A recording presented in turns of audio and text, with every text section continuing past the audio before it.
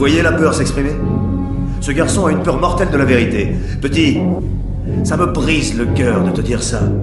Mais je pense que tu es un jeune homme très perturbé et que tu es très désorienté. Je pense que tu vas toujours chercher tes réponses au plus mauvais endroit. Ah, vous avez raison, ouais, je suis vraiment perturbé, je suis vraiment désorienté, ça c'est vrai, ouais. Et j'ai peur, j'ai vraiment peur. Vraiment peur, oui, parce que je pense que vous êtes cet enfoiré d'antéchrist. George Floyd, un délinquant afro-américain noir multirécidiviste est mort asphyxié, tué lors de son arrestation par Derek Chauvin, un policier blanc également multirécidiviste.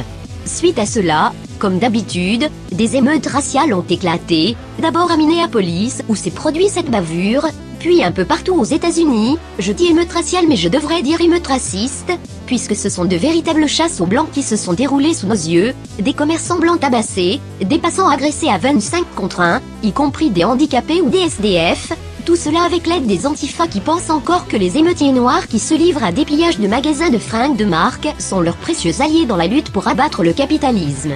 I live here. What are you doing?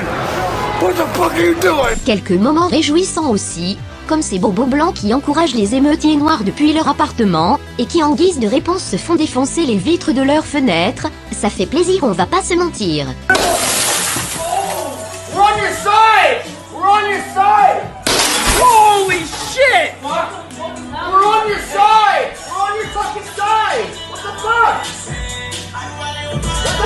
On a aussi eu droit à des scènes quasi religieuses de blancs se mettant volontairement à genoux pour s'excuser d'être blancs, dévoilant ainsi un désir caché d'être le méchant de l'histoire. Le plaisir de la honte, à mi-chemin entre masochisme et narcissisme, mais ce sujet exigerait une vidéo dédiée, alors j'y reviendrai plus tard. I will love my black neighbors the same as my white ones. J'ai découvert une totale liberté de pensée cosmique vers un nouvel âge réminiscent. Des manifestations raciales et racistes donc, qui se sont propagées jusqu'à la France, où l'on a pu voir un policier noir se faire copieusement insulter par des Français d'origine africaine. Sur vous tous, mais surtout sur toi. Honte sur toi. Honte sur toi. Vendu. Un défensif et tueur. On va dire à nos enfants qu'on est tués. Pas qu'un seul des tiens. T'es de leur côté, t'as pas honte. T'as pas honte. T'as pas des gosses pour honte. T'as pas honte. Je vous rappelle que la France, c'est ce pays raciste où l'on peut entendre des propos comme ça sur le service public. Les Blancs ne peuvent pas comprendre ce que ressentent les Noirs. Voilà, c'est simple. Et où le ministre de l'Intérieur affirme que les policiers seront désormais suspendus sans preuve, uniquement sur la base d'accusations. J'ai demandé à ce qu'une suspension soit systématiquement envisagée pour chaque soupçon avéré d'actes ou de propos racistes. Mais où les participants aux manifestations anti-blanches, qui eux commettent une infraction réelle en cette période de pandémie, ne subiront aucune sanction. Il n'y aura pas de sanction et de procès verbal pour la participation à cette manifestation, parce qu'il y a des moments, il faut comprendre que cette émotion-là, et je le redis, qui est une émotion forte, positive, elle puisse être soutenue. Je crois que l'émotion mondiale, qui est une émotion saine sur ce sujet, dépasse au fond les règles juridiques qui s'appliquent. Je sais qu'ils sont dans cette émotion, ce combat contre le racisme. Vous savez, se combattre contre le racisme, c'est ce qui m'a fait, moi, comme militant, comme jeune homme, comme militant. C'est ce qui m'a fait aussi dans mon engagement politique, dans certaines de mes décisions politiques. Et donc je comprends parfaitement ceux qui veulent manifester. Ce mouvement qui revendique combattre le système et les privilèges des dominants est tout de même soutenu par Twitter, Amazon, Microsoft, Ben & Jerry's et Squeezie, c'est-à-dire tout ce qui se fait de plus mainstream, de plus privilégié et de plus dominant dans le système actuel. La société Uber Eats est même allée jusqu'à offrir les frais de livraison si vous commandez dans un restaurant dont le propriétaire est noir. On atteint un niveau de délire assez impressionnant, les mecs sont en roue libre, ils ne font même plus semblant d'être antiracistes. Toutes ces personnes affirment lutter contre le privilège blanc, mais qu'est-ce que c'est, au juste ? Selon Emma Defoe, ex-rédactrice en chef de France Info et de l'Express, encore quelqu'un ne faisant pas du tout partie du système donc, le fameux white privilege c'est ça. Le privilège blanc, ça ne veut pas dire que ta vie n'est pas difficile, ça veut dire que la couleur de ta peau ne fait pas partie des choses qui rendent ta vie difficile. D'après cette définition, ce n'est donc pas vraiment que les gens qui sont blancs sont avantagés, mais plutôt que ceux qui ne sont pas blancs sont désavantagés, car ils subissent des discriminations. En l'occurrence, la question à se poser est donc la suivante, pourquoi les noirs sont-ils discriminés et pas les blancs ?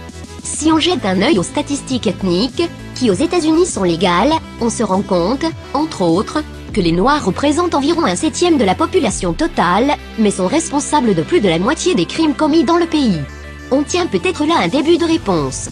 Beaucoup d'études chiffrées contredisent le discours antiraciste classique, comme ce passage qui révèle que les Noirs ont 9% de chances en moins d'être arrêtés par la police que les Blancs et les Hispaniques pour la même catégorie de crimes. Le défi est de taille. Débarrasser le monde des idées reçues. Les Asiatiques, eux, ne disent pas spécialement subir de racisme d'État. Doit-on en déduire qu'eux aussi ils bénéficient du privilège blanc? En réalité, il n'existe pas plus de privilèges blancs que de privilèges asiatiques. Il existe simplement des populations qui réussissent mieux que d'autres, qui ont meilleure réputation que d'autres. Le seul privilège dont les Blancs bénéficient, c'est le privilège qui résulte du fruit de leur travail et de leur comportement. Ce ne sont pas des lois raciales ou bien des institutions qui les favoriseraient.